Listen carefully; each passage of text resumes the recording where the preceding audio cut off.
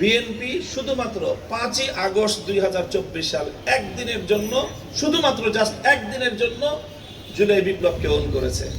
সেদিনের বক্তব্য শুনেন রুহুল কবির রিজভী সাহেবের, সেদিনের বক্তব্য শুনেন বিএনপির অন্যান্য নেতাদের,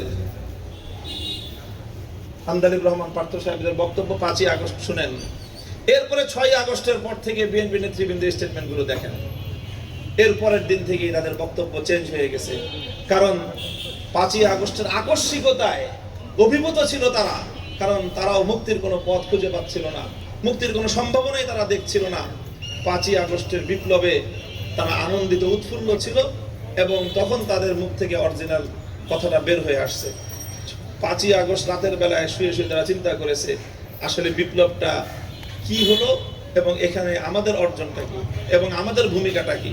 তো সেই ভূমিকাটা দেখলো যে ইতিহাস যখন লিখবে যে 2024 সালের জুলাই বিপ্লব, 36শে জুলাই বাংলাদেশ মুক্তি লাভ করেছিল এবং এই নেতৃত্বটা কিভাবে এসেছিল, সেখানে প্রথমেই যে কথাটা আসবে সেটা হলো বিএনপির চরম নেতৃত্বের ব্যর্থতার প্রেক্ষিতে বিকল্প নেতৃত্ব মাঠে এসেছিল।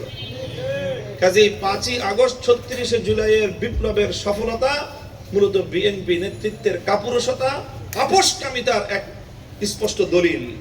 এই জন্য বিএনপি 24শে জুলাইকে ওন তো করেই না, বরং 24শে জুলাইয়ের বিপ্লবের এই অর্জনকে মুছে ফেলার জন্য তারা চেষ্টা করছে। আমাদের পয়গাম মনে রেখো, 24শে বিপ্লবকে যদি তোমরা মুছে ফেলতে চাও, ব্যর্থ হবে তোমরা। বাংলাদেশের 71-এর অর্জনকে হাইজ্যাক করে 72-এর চেতনা দাঁড় করাবার যে চেষ্টা করা হয়েছে, 24শে এই অর্জন এবং বিজয়কে যদি ধ্বংস করবার জন্য তোমাদের এই অব্যাহত প্রচেষ্টা চলতে থাকে, এর জন্য তোমাদেরকে কড়া মাসুল গুনতে হবে। বিএনপি মাঝখান থেকে তলিয়ে যাবে, বিকল্প শক্তি বাংলাদেশপন্থীদের নেতৃত্বের জন্য যেই দানা বাঁধা শুরু হয়েছে এটা চলতেই থাকবে। বিএনপির সামনে এখন দুটোই অপশন, এক হলো নিজেরা ভ্যানিশ হয়ে যাওয়া, আর এক হলো জুলাই চেতনাকে ধারণ করা। মাঝখান দিয়ে ভিন্ন কোনো পথ নাই। আমাদের শুভকামনা থাকবে, সৎ পরামর্শ থাকবে, নিজেদের অস্তিত্ব বিলীন করার এই পথের বিপজ্জনক আত্মঘাতী পথে তোমরা হেঁটো না, তোমরা আসো, জুলাইয়ের চেতনাকে ধারণ করো এবং গণভোটের রায় কার্যকর করার মধ্য দিয়ে জুলাই বিপ্লবকে সত্যিকার অর্থে যেই শ্রদ্ধা সম্মান প্রদর্শন করা দরকার সেটা করো। সেটাই তোমাদেরকে ইতিহাসে তোমাদেরকে স্মরণীয় করে রাখবে, অন্যথায় তোমরা ইতিহাসের আস্থা করে নিক্ষিপ্ত হবে।